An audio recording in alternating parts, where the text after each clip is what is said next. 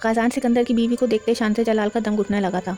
इसका दिल चाह रहा था कि सब कुछ यहीं छोड़कर कहीं दूर भाग जाए, क्योंकि इस औरत की फितरत से अच्छे से वाकिफ़ थी वो। ग़ाज़ डार्लिंग, बात सुनो। राबिया सिकंदर ने उजलत भरे अंदाज में इसे पुकारा तो वो ना चाहते हुए भी माँ की बात सुनने की खातिर बढ़ गया। तो रायना सिकंदर को मनचाहा मौका मिल गया। वैसे मानना पड़ेगा, बेगैरत हो अगर इंसान तो तुम्हारे जैसा। तुम्हारे जैसे इंसान को क्या कहा जाता है? तुम्हारे जैसे इंसान को कहा जाता है मुतमईन बेगैरत। मेरे शौहर का बिस्तर गर्म करते दिल नहीं भरा तुम्हारा, जो इस घर की दहलीज तक आ गई? मानना पड़ेगा तुम्हारी हिम्मत को।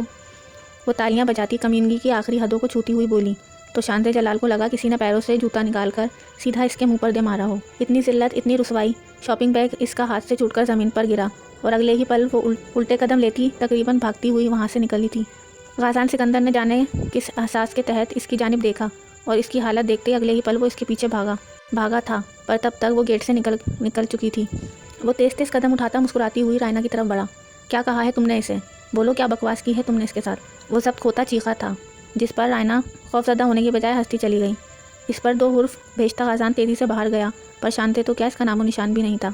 शायद वो टैक्सी लेकर जा चुकी थी। वो चेहरे पर हाथ फेरकर अपने तासुरात नॉर्मल करने की कोशिश करता अंदर की तरफ बढ़ गया था, क्योंकि मेहमानों की मौजूदगी में मज़ीद कोई तमाशा लगाना नहीं चाहता था। दिल में मौजूद थोड़ी सी खुशी भी कहीं दूर जा बसी थी। अब आगे वहाँ कुछ था तो महज गहरा अफसोस। वो आज से मुख्तलिफ लग रही थी, बेहद मुख्तलिफ। इसे मुख्तलिफ क्या चीज़ बना रही थी? शायद आंखों की सुर्खी और बेगानापन। एकदम वो दुखते हुए सर को दोनों हाथों में गिराकर टेबल पर जम गई थी। शानी, वो बेताबी से इसे पुकारता तेज़ी से इसकी जानिब लपका। करीब पहुंचकर वो इसे कंधों से थामने लगा तो वो एकदम इसके हाथ झटक गई। वो बुरा माने बगैर फिर से इसे थामकर सीधा करता अपने मुकाबिल कर गया। क्या हुआ है मुझे बताओ। तबीयत ख़राब है तो चलो डॉक्टर के पास चलते हैं, वो फ़िक्र से कहता इसे उठाने लगा, जब वो एकदम उठती गुस्से से ख़ुद को इसकी गिरफ्त से आज़ाद करवा गई। आपको समझ नहीं आ रही कि मैं क्या बोल रही हूँ? जब एक औरत कह दे कि इसे हाथ ना लगाया जाए तो फ़ौरन इसकी बात मान लेनी चाहिए, वरना वो खूनख्वारी पर उतर आने में एक लम्हे भी नहीं लगाती। वो बोली नहीं, चीखी थी, जबकि इसके अंदाज पर ग़ाज़ान रश्त खड़ा रह गया। सामने खड़ी ये लड़की कौन थी? ये शान से तो नहीं हो सकती, इसकी शान से हो ही नहीं सकती थी। वो इसकी हर बात नज़रअंदाज करता इसे अपने करीब करता अपनी बाहों में समेट गया तो वो इसके सीने में चेहरा छुपाती फूट फूट कर रो दी। ग़ाज़ान एक भी लफ्ज़ कहे बगैर चुपचाप इसे सीने से लगाए एक बाजू उसकी कमर के गिर्द लपेटे दूसरे हाथ से इसका सर थपथपाता रहा। वो भी सब कुछ भूले जी भर कर रो दी। शानी, बस करें, आपका रोना मुझे बहुत तकलीफ़ देता है मेरी जान, वो यासिद से बोला तो शान से होश में आती एक झटके से इससे दूर हुई। ऑफिस का दरवाज़ा नॉक हुआ तो वो तेज़ी से बाथरूम की तरफ बढ़ गई, क्योंकि ऐसी हालत में किसी के सामने नहीं आ सकती थी। इसके बाथरूम में बंद होने के बाद वो गहरा सांस भरता अपनी कुर्सी पर बैठ जाने के बाद आने वाले को अंदर आने की इजाज़त दे गया। बाथरूम के शीशे में सामने खड़ी वो सुर्ख आंखों से अपना अक्स देखती जा रही थी। वो क्या थी और क्या बन गई थी? क्या सोचती थी और क्या हो गई? क्या चाहती थी और क्या कर बैठी? कितनी मजबूत थी और कितनी बेबस हो गई? अच्छी तरह चेहरे पर पानी डालने के बाद वो 10 मिनट बाद अपना हुलिया दुरुस्त करती बाथरूम से निकल आई। सामने ही वो कुर्सी पर बैठा गहरी सोचों में गुम नज़र आ रहा था, तो दूसरी नज़र इस पर डाले बगैर टेबल से अपना ज़रूरी सामान उठाने लगी। जब वो चौंक कर होश की दुनिया में वापस लौटा, वो कुछ बोलने ही वाला था जब वो दरवाजे पर दोबारा दस्तक सुनाई दी। आने वाला मैनेजर था। वो इन्हें बातों में मसरूफ़ देखती वहाँ से निकलने लगी, जब वो एकदम इसे पुकार गई। मिस शानसे, कल शहराज ग्रुप ऑफ इंडस्ट्रीज़ के साथ मीटिंग है, जिसके लिए हमें आज रात ही कराची के लिए निकलना है। गाड़ी आपको ठीक 7 बजे आपके घर से पिक कर लेगी। ग़ाज़ान सिकंदर की मुतवाज़न आवाज़ पर वो सर हिलाती ऑफिस से निकल गई। इसका सर शदीद दर्द कर रहा था, वो कुछ देर आराम करना चाहती थी। डॉक्टर साहब जल्दी चलें, जोहा बेबी सीढ़ियों से गिर गई हैं, इनके सर पर चोट लगी है, खून बह रहा है। वो जो अपने ऑफिस में बैठा एक पेशेंट को चेक कर रहा था, नर्स के पैगाम पर सब छोड़ता तेज़ी से जोहा के कमरे की तरफ भागा। सामने ही वो बेड पर बैठी चीख रही थी। खून कनपट्टी से बहुत गर्दन तक जा रहा था, चेहरा आंसुओं से तर था और वो शदीद तकलीफ से चीखी जा रही थी। इसे यूँ देखकर अब्दुल्ला सिकंदर का दिल घबरा उठा। डॉक्टर लारेब इसकी पट्टी करने की कोशिश में हलकान हो रही थी, मगर जोहा किसी को अपने करीब नहीं आने दे रही थी। वो तेज़ी से इसकी तरफ बढ़ता इसके बिल्कुल करीब खड़ा हो गया। जोहा, ये क्या कर बैठी हो? वो इसके करीब खड़ा होता इसका चेहरा और सर करीब से देखता बोला, तो इसकी आवाज़ सुनकर इसे अपने सामने पाती वो रोते हुए इससे लिपट गई। अब्दुल्ला सिकंदर का सफ़ेद कोट इसके खून से लाल होने लगा। वो डॉक्टर लारेब को इशारा करता इनके हाथ से औजार थाम गया ताकि इसके ज़ख्म को टाक सके। लाखों जतन और बातों से बहलाने के बाद बिलाखिर पूरे 1 घंटे के बाद इसकी पट्टी करने में कामयाब हो गया। इसके बाद सब चले गए तो कमरे में सिर्फ अब्दुल्ला सिकंदर, जोहा और नसरीन ही बचे। नसरीन, आप ऐसा करें, जोहा के लिए सूप ले आएँ, फिर इसे मेडिसिन भी देनी है। अब्दुल्ला की बात पर वो सिर हिलाती कमरे से निकल गई। तो अब्दुल्ला सिकंदर कुर्सी घसीट कर जोहा के बेड के करीब बैठ गया। तो बेड पर लेटी जोहा इसका हाथ थाम गई। दर्द हो रहा है मुझे। इसका हाथ थामे वो आंसू भरी आंखों से इसकी तरफ देखती बोली, तो अब्दुल्ला सिकंदर के दिल को कुछ हुआ। वो थोड़ा और मज़ीद आगे को खिसकता हुआ होले से इसका सर दबाने लगा। चोट कैसे लगी जोहा बेबी को? और जोहा झूठ बिल्कुल नहीं बोलेगी क्योंकि जोहा अच्छी बच्ची है। वो नरमी से इसे पुचकारता हुआ बोला क्योंकि वो जानता था अक्सर ही वो उल्टे काम करके डंडी मार जाती थी। मैं रेलिंग से लटक कर झूले ले रही थी, पता नहीं कैसे गिर गई। इसकी बात पर अब्दुल्ला के 14 तबाक रोशन हो उठे। वो अस्पताल की सीढ़ियों के साथ लगी रेलिंग से झूले ले रही थी। वो नफ़ी में सर हिलाकर रह गया। देखो कितनी चोट लग गई है, खून भी निकला और दर्द भी हुआ है। आज के बाद जोहा बेबी ऐसा बिल्कुल नहीं करेगी। अगर झूले लेने हों तो मुझे बताना, मैं खुद अपने बेबी को पार्क में झूलों पर लेकर जाऊँगा, ओके ना? वो मोहब्बत भरी नरमी से बोला तो वो इसकी ऑफ़र पर खुश होती खिलखिला उठी। इसकी प्यारी सी मुस्कुराहट देखते अब्दुल्ला सिकंदर भी पुरसुकून होता मुस्कुरा दिया। माँ से इजाज़त लेती वो बाहर निकल आई, जहाँ सामने ही ऑफिस की गाड़ी इसकी मुंतज़िर थी। इसे बाहर निकलते देखकर ड्राइवर आगे बढ़ता इसके साथ इसका बैग थामकर गाड़ी में रखने लगा। ड्राइवर के दरवाज़ा खुलने पर वो मसरूफ़ से अंदाज में अंदर बैठती पर अगले ही लम्हे नाक के नथनों से टकराने वाली खुशबू महसूस करती चौंक कर गर्दन घुमाकर देखने लगी जहाँ वो पूरी शान से बरजमान था। ड्राइवर आकर गाड़ी में बैठा तो वो बहुत कुछ कहने की हसरत दिल में लिए लब भींचकर खिड़की से बाहर देखने लगी। आसान ने भी इससे कोई बात ना की थी, यूँ पूरा रास्ता खामोशी से गुजर गया। वो एयरपोर्ट पर पहुँचे तो 3 लोग मज़ीद वहाँ मौजूद थे जिन्हें इनके साथ जाना था। बाकी का रास्ता भी खामोशी से कटा। कराची होटल में पहुंचकर सब अपने अपने कमरे की तरफ चल दिए क्योंकि कल की अहम मीटिंग की तैयारी के लिए फ्रेश होना ज़रूरी था। शानसे का कमरा खासान सिकंदर के कमरे के बिल्कुल सामने था। वो बगैर एक लफ्ज़ कहे अपना बैग पकड़ती अपने कमरे की तरफ चल दी। थकावट इतनी थी कि कुछ ही देर में इसकी आंख लग गई। अगले दिन नाश्ते से फारिग होकर सब मीटिंग की तैयारी में ही मसरूफ़ रहे। मीटिंग शाम में भी थी और अच्छे से हो गई। उम्मीद के मुताबिक इनकी कंपनी के बनाए गए डिज़ाइंस सबसे ज़्यादा पसंद करते इन्हें कॉन्ट्रैक्ट दिया जा चुका था। इसी खुशी में डिनर पर खासान की तरफ से सबको ट्रीट दी गई थी। खाने के दौरान भी खासान की नज़रें शानसे पर जमी थीं, जबकि शानसे की नज़रें खाने पर। खाने से फारिग होती वो सबसे पहले अपने कमरे में बंद हुई थी। हर रात की तरह आज भी वो नम आंखें लिए बेड की पैंटी से टेक लगाए ज़मीन पर बैठी सोचों में गुम थी। एकदम दरवाजे के पार हल्की सी हलचल ने इसकी सोचों में खलल डाला तो वो एकदम सीधी होकर बैठी। एक मीटिंग के सिलसिले में वो अपने बास के साथ इस्लामाबाद से कराची आई हुई थी। मीटिंग शाम में हो चुकी थी मगर इन्हें कल सुबह वापसी के लिए निकलना था, इसलिए आज की रात वो होटल में रुके थे। डिनर करने के बाद वो कमरे में आकर दरवाज़ा बंद कर चुकी थी। इसे अच्छी से याद था कि इसने दरवाजे को लॉक लगाया था। इसकी नज़र अचानक घड़ी की तरफ उठी जो रात के 12 बजा रही थी। इससे पहले वो मज़ीद कुछ सोचती, क्लिक की आवाज़ से दरवाज़ा खुला और एक मर्द कमरे में दाखिल होने लगा। ये मर्द और कोई नहीं बल्कि इसका बॉस था।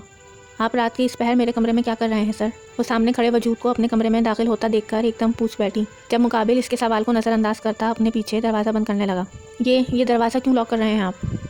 इसे लॉक लगाते देख वो घबरा उठी, पर इसकी पूरी कोशिश थी कि ख़ुद को बाएतमाद ज़ाहिर करे। सामने खड़े शख्स से यूँ भी ऐसे कि उम्मीद हरगिज़ ना थी। क्या आप इस बात से वाकई अनजान हैं? इसके करीब आता वो इसे गहरी नज़रों से देखता बोला तो वो इसके मायने ख़ैस अंदाज़ पर लब भींच गई। क्या हमारी एक दूसरे से इस कदर पहचान रह चुकी है सर? वो बेलजक अंदाज में मुखातिब हुई तो इसके लहजे का काट महसूस करता मुकाबिल मर्द तकलीफ़ से आंखें मींच गया। मगर ये सिर्फ लम्हे भर का ही खेल था। लम्हे के गुजर जाने के बाद वो खुद पर वापस वही सख्त खोल चढ़ा गया। एक दूसरे के दिल का हाल जान लेने में आखिर वक्त ही कितना लगता है।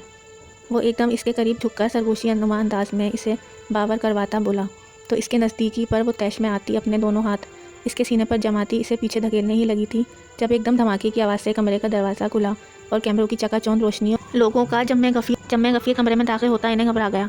जी तो नाज़रीन, जैसा कि आप देख सकते हैं रात के 12 बजे पाकिस्तान के मशहूर और नामवर बिजनेसमैन खासान सिकंदर अपनी जवान साला खूबसूरत सेक्रेटरी शानसे जलाल के साथ एक कमरे में पाए गए हैं। दोनों फ़रकीन के माबेन हद दर्जा नज़दीकी और कुर्बत से आप सब अंदाज़ा लगा सकते हैं कि दोनों के दरमियान नाजायज़ ताल्लुकात। इससे पहले कि चीख कर कैमरे के सामने बोलता रिपोर्टर तो अपना जुमला मुकम्मल करता, खासान सिकंदर अपने साथ खड़ी थर कांपती शानसे को अपने पीछे करता इस रिपोर्टर का माइक खींचकर दीवार में मारने के बाद इसके मुंह पर पूरी कुव्वत से मुक्का जड़ गया। अगर एक लफ्ज़ मज़ीद कहा तो मुझे तुम्हारी ज़बान काट कर भूखे कुत्तों के आगे फेंक देने में रत्ती बराबर भी अफसोस नहीं होगा। वो इसके चेहरे पर एक और मुक्का जड़ते सख्त आवाज़ में कराया। इसकी दीवानगी देखते पीछे खड़ी शानसे खौफ और जिल्लत के बाइस चीखती अगले ही पल दोनों हाथ सख्ती से अपने मुँह पर जमाती ज़मीन पर बैठी चली गई। बरसों की कमाई इज्जत पल भर में राख होती नजर आ रही थी। इसका खौफ हकीकत के रूप में धारे इसके सामने आ खड़ा हुआ था। शोर सुनकर होटल का मैनेजर भी वहां आ चुका था। अगर 1 मिनट के अंदर अंदर ये तमाशा ख़त्म ना हुआ तुम्हारे इस होटल को बंद करवाने में 2 सेकंड भी नहीं लगेंगे मुझे। और हाँ, इस रिपोर्टर को भी ठीक 5 मिनट बाद मेरे कमरे में लेकर आना। वो सर्द आवाज़ में कराया तो मैनेजर बौखलाता हुआ इसकी हुक्म की तकमील करने लगा। रश ख़त्म होते ही वो दरवाज़ा बंद करता तेज़ी से शानसे के करीब आया। शानी प्लीज़ तुम परेशान मत हो, मैं सब कुछ ठीक कर दूंगा। वो तेज़ी से बोलता इसे तसल्ली देने लगा जब वो इसके सीने पर दोनों हाथ रखती और जोर लगाकर अब इसे पीछे धक्का दे गई। खुश हो जाएं आप और आपका ख़ानदान भी यही चाहते थे ना? आप सब मुझे बर्बाद और बदनाम करना चाहते थे। आप तो मर्द हैं ना? जब एक मर्द के नाम से एक औरत बदनाम होती है तो मर्द को बरूद जमा होने के लिए एक लम्हा और औरत को सरखुरू होने के लिए सदियों लग जाते हैं। जब खोकर चीखती वो एकदम हवास छोड़ती ज़मीन पर ढह गई तो गाज़ान सिकंदर सुर्ख आंखें लिए इसे अपनी बाहों में भरता इसकी गर्दन में चेहरा छुपा गया। अगले लम्हों में ही फैसला ले चुका था, एक ऐसा फैसला जो बहुत बड़ी तबाही लेकर आता। मगर अब वो फैसला ले चुका था। एक मर्द जब फैसला कर ले तो कोई माई का लाल भी उसे पलटने पर मजबूर नहीं कर सकता। इसे नरमी से बाहों में भरकर बेड पर लिटाकर वो इस पर चादर देता, नरमी से इसका माथा चूमकर कमरे से निकलता, बाहर से लॉक लगाकर अपने एक आदमी को दरवाजे के बाहर खड़ा करता, खुद अपने कमरे की तरफ बढ़ गया। फैसले का वक्त आ चुका था।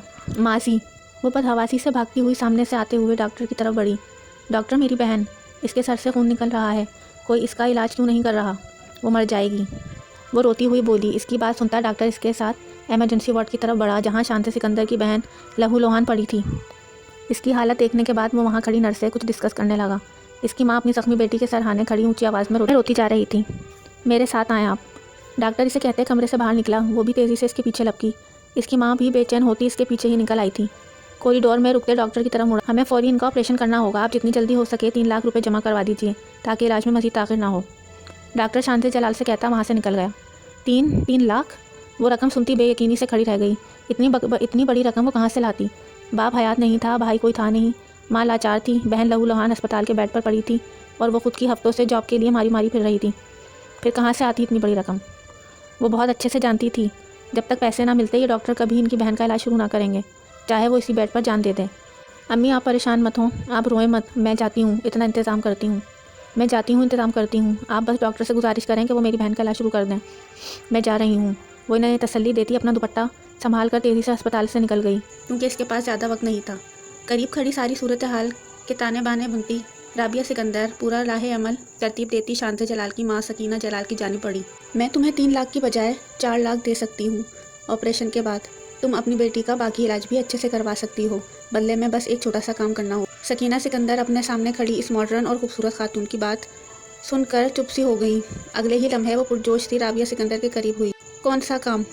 आप जो काम कहेंगी हम कर देंगे, बस खुदा का वास्ता मेरी बच्ची को बचा लें। वो आंसू बहाती राबिया सिकंदर के आगे हाथ जोड़ गई तो इन्हें इसके आंसुओं से कोफ्त होने लगी। सकीना अच्छे से जानती थी कि शान से किसी भी सूरत में आधी रकम भी इकट्ठी नहीं कर सकती।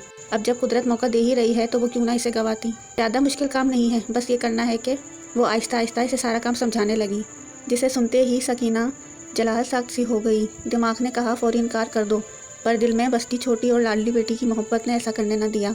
वो धीरे से सर हिला गई। आधे पैसे में जमा करवा देती हूँ और 7 कॉन्ट्रैक्ट पेपर्स भी बनवा लेती हूँ, इस पर साइन होते ही बाकी रकम भी मिल जाएगी तुम्हें।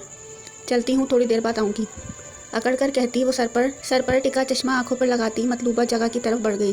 वो अपने छोटे बेटे अब्दुल्ला सिकंदर से मिलने वहाँ आई थी। 4 घंटे बाद वो थके थके कदमों से ज्वेलर शॉप से निकलकर रोड पर आ गई ताकि कोई रक्षा लेकर अस्पताल जा सके। वो अपनी सोने की बालियाँ और लॉकेट बेच आई थी। 2-3 जानने वालों से कुछ पैसे इकट्ठे करने के बाद भी मिलाकर 1,10,000 रुपये हुए थे। वो गायब दिमाग से रोड क्रॉस करने वाली थी जब बिल्कुल करीब से टायर चरचराने की आवाज़ सुनती वो होश में आई तो दाएं जानिब देखकर दंग सी रह गई। इसके पैरों के बिल्कुल करीब वो सिया बड़ी सी गाड़ी रुकी और कोई तेज़ी से गाड़ी से दरवाज़ा खोलकर बाहर निकला। मोहतरमा, आपको लगी तो नहीं? गाज़ान सिकंदर सामने गुमसी बेहाल लड़की को देखता फिक्र से मुस्तफसर हुआ। वो तो इसे बेदहानी से देखती गई। सामने खड़ी लड़की के सुर्ख भरी सिया आँखें और उलझी बिखरी सिया जुल्फ़ें। गाज़ान सिकंदर की आंखों में जाने कैसा एहसास जागा था। मोहतरमा, आप सुन रही हैं? वो इसे 2 बार पुकार गया तो शान से जलाल सर हिलाती कदम आगे बढ़ा गई। आपको कहाँ जाना है? आए, मैं आपको छोड़ देता हूँ, मुझे आप ठीक नहीं लग रही। वो जाने क्यों ज़िंदगी में पहली बार किसी लड़की को ऐसी पेशकश कर गया, मगर वो सुनकर भी अनसुना करती, पास से गुजरते रक्शे को हाथ देकर रोकती, इसमें सवार होकर चली गई। तो गाज़ान इस अजीब सी लड़की के बारे में सोचता, अपनी गाड़ी पर सवार होता अपनी मंजिल की जानिब चल दिया। वो बैग कांधे पर दुरुस्त करती अस्पताल में दाखिल हुई तो सामने ही अपनी माँ को अस्पताल के लॉन में बैठे देखकर तेज़ी से इनकी तरफ बढ़ी। अम्मी, आप अंदर छोटी को अकेला क्यों छोड़ आई हैं? वो ठीक तो है? वो अनजाने खदशे के तहत पूछ उठी। ऑपरेशन शुरू हो गया है, डॉक्टर्स ने कहा है 5 घंटे लगेंगे। माँ की बात पर इसकी आंखें बेयकीनी से फैल गईं। पर अम्मी, ऑपरेशन के पैसे? इसकी बात पर सकीना नज़रें चुरा गई। जमा करवा दिए हैं, सब बातें छोड़ो, फ़िलहाल इसके लिए दुआ करो, बस ऑपरेशन कामयाब हो जाए। इनकी बातों पर वो सर हिलाती इनके साथ ही बैठकर दुआ करने लगी, मगर दिमाग इसी बात पर इटका था कि इतनी बड़ी रकम आखिर कहाँ से आई। 5 घंटे 6 घंटों में तब्दील हो चुके थे। वो माँ बेटी बेचैनी से डॉक्टर के बाहर आने का इंतज़ार कर रही थी जब बिला आखिर ऑपरेशन थिएटर की बत्ती बंद हुई और चंद लम्हों के बाद डॉक्टर्स बाहर निकले। शान से तेज़ी से डॉक्टर की तरफ बढ़ी। मिस शान से ऑपरेशन कामयाब ठहरा है? अल्लाह के करम से कुछ घंटों तक इन्हें होश आ जाएगा, फिर ही हतमी फैसला किया जा सकेगा। लेकिन एक परेशानी की बात है। डॉक्टर्स की बात पर वो नासमझी से इसे देखने लगी। डॉक्टर अब्दुल्ला आपको बाकी इन्फॉर्मेशन देंगे, मुझे एक और सर्जरी के लिए जाना है, एक्सक्यूज़ मी। इनके जाने के बाद शान से डॉक्टर अब्दुल्ला सिकंदर की तरफ मुतवज्जा हुई। काली पैंट और काली ही शर्ट पर सफ़ेद कोट पहने, आंखों पर चश्मा लगाए वो एक अच्छे खासे हैंडसम डॉक्टर थे। देखें मिस, इन्हें दिमाग पर अंदरूनी चोट आई है। जो इनकी कंडीशन है इसमें इंसान अपनी ज़िंदगी के कुछ साल भूलकर पीछे चला जाता है। ये चंद साल इसकी सोच से बिल्कुल मंग हो चुके हैं। इस दौरान वो मिले लोगों को भी पहचान नहीं पाता। ज़्यादा परेशान होने की ज़रूरत नहीं है, ये कंडीशन मुस्तकिल नहीं होती। इसे ठीक होने में चंद या फिर चंद साल भी लग सकते हैं। मुझे यकीन है अच्छी देखभाल और इलाज से वो बहुत जल्द सेहतियाब हो जाएंगी। बस आप हिम्मत नहीं हारें। वो नरमी से अपनी बात मुकम्मल करता शांसे के सर पर हाथ रखता वहाँ से चला गया। तो दोनों माँ बेटी एक दूसरे के कंधे से लगती अपना गम आंसुओं की सूरत में बहाने लगी। वो बेडरूम में दाखिल हुआ तो इसकी बीवी हमेशा की तरह कहीं जाने को तैयार खड़ी थी। काली स्लीवलेस छोटी सी टॉप और नीली जीन्स की चुस्त पैंट पहने, गहरा मेकअप किए वो गासन सिकंदर का मूड बुरी तरह ख़राब कर गई। रायना, कभी तो ढंग के कपड़े पहन लिया करो, वो नागावारी से इसे देखता बोला। तो इसकी बात पर रायना सिकंदर आंखें घुमा गई।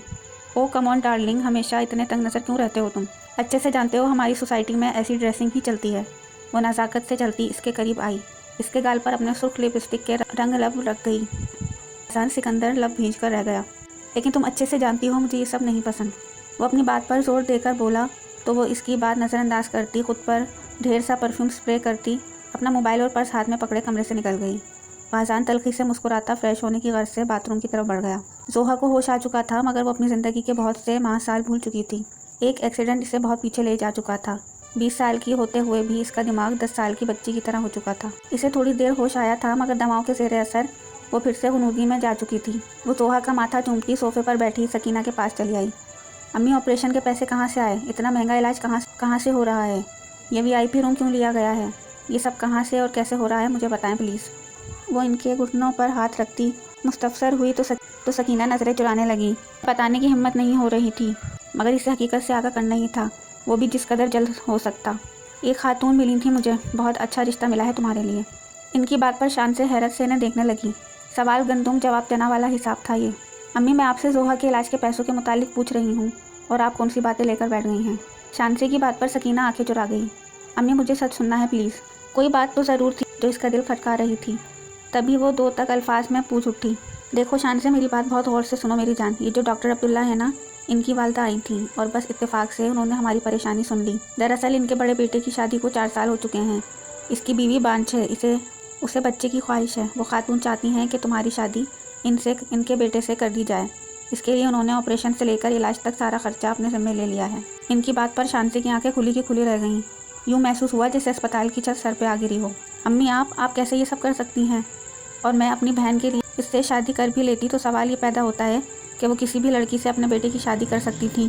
किसी भी लड़की से अपने बेटे की शादी कर सकती थी, मगर शादी के लिए इस तरह की शर्त क्यों? ये सोच इसे बुरी तरह उलझा चुकी थी। देखो बेटा, वो इनकी ख़ानदानी बहू है और वो नहीं चाहते कि इसका ऐब किसी पर आया हो। ये शादी महज औलाद के लिए होगी और वो बच्चा इसकी पहली बहू का ही कहलाया जाएगा। दुनिया की नज़र में वो बच्चा इसकी बहू का ही होगा। इनकी बातों पर शांसे का दिमाग ऑफ होकर रह गया। कान जो कुछ सुन रहे थे, दिमाग इसका यकीन नहीं कर पा रहा था और दिल था कि अनजाने खौफ के बाइस डूबा चला जा रहा था। आपने अपनी बेटी को बेच दिया, एक ममता का सौदा कर दिया। इसके बेयकीनी आवाज़ सुनते सकीना जलाल शर्मिंदगी नज़रें झुका गई। बता दीजिएगा किस दिन मेरी बोली लगनी है। कुछ देर यूं ही बेयकीनी बैठने के बाद वो सपाट चेहरा लिए वहाँ से उठती, मुर्दा कदमों से चलती अस्पताल से बाहर